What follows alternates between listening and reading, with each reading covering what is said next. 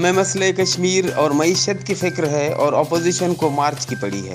کچھ طاقتیں عدم استحکام پیدا کرنے کی کوشش کر رہی ہیں۔ مارچ کی باتیں ملک دشمنی کے سوا کچھ نہیں۔ وزیر اعظم کی وفاقی کابینہ میں گفتگو، کہا دھرنے سے کسی کو فائدہ نہیں پہنچے گا۔ اسلام آباد میں مارچ روکنے کی تیاریاں، وفاقی دارالحکومت میں 200 کنٹینر پہنچا دیے گئے۔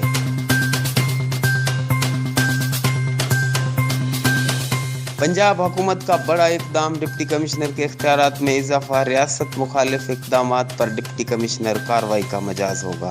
ریاست کے خلاف بغاوت پر ڈی سی مقدمہ درج کروا سکیں گے۔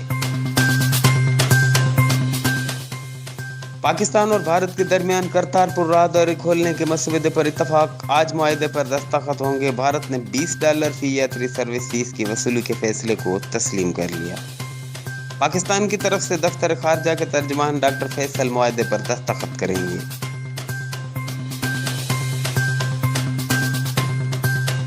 بنگلہ دیش کی وومن کرکٹ ٹیم لاہور پہنچ گئی۔ پاکستان اور بنگلہ دیش وومن ٹیموں کے درمیان T20 اور ون ڈے میچز پر مشتمل سیریز کھیلی جائے گی۔ بنگلہ دیشی ٹیم کل قذافی اسٹیڈیم میں پریکٹس کرے گی۔ دونوں ٹیموں کے کپتان کل ٹرافی T20 کی رونمائی بھی کریں گی۔